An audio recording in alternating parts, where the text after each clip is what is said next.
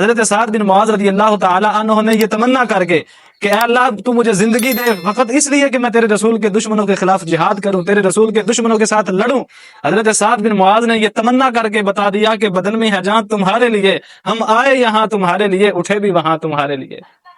نبی اکرم صلی اللہ علیہ وسلم کے عظیم صحابی حضرت سعد بن معاذ رضی اللہ تعالی عنہ نبی اکرم صلی اللہ علیہ وسلم کے وہ عظیم صحابی ہیں کہ غزوہ خندق کے موقع پر آپ کے بازو پہ تیر لگ گیا، تیر لگنے کی وجہ سے بازو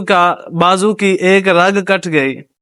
لیکن اس کے بعد زخم جو ہے وہ بھر گیا، زخم ٹھیک ہونے لگا۔ لیکن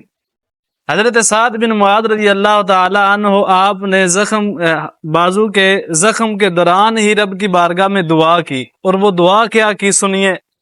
حضرت سعد بن معاذ رضی اللہ تعالی عنہ نے رب کی بارگاہ میں دعا کی، اللہم انک تعلم انہ لیس لی احد، اے اللہ تو جانتا ہے کہ مجھے سب سے زیادہ ان قریش کے ساتھ جہاد کرنے کا شوق ہے جنہوں نے تیرے رسول کو جھٹلایا، اور ان کی شرارتوں کی وجہ سے، ان کی اذیتوں کی وجہ سے تیرے رسول کو مکہ مکرمہ چھوڑنا پڑا۔ تو حضرت سعد بن معاذ رب کی بارگاہ میں التجا کرتے ہیں،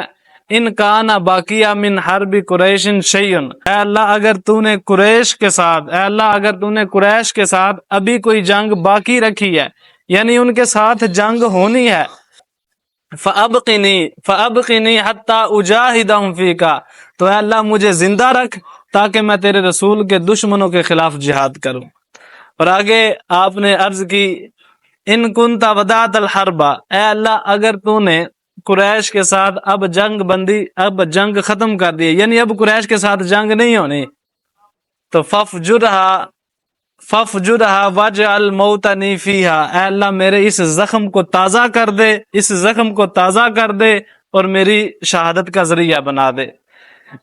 اب دیکھیے حضرت سعد بن معاذ رضی اللہ تعالی عنہ نے زندگی کی تمنا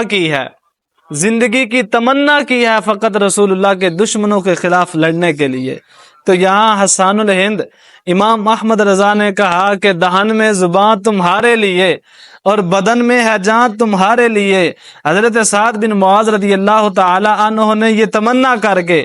کہ اے اللہ تو مجھے زندگی دے فقط اس لیے کہ میں تیرے رسول کے دشمنوں کے خلاف جہاد کروں، تیرے رسول کے دشمنوں کے ساتھ لڑوں۔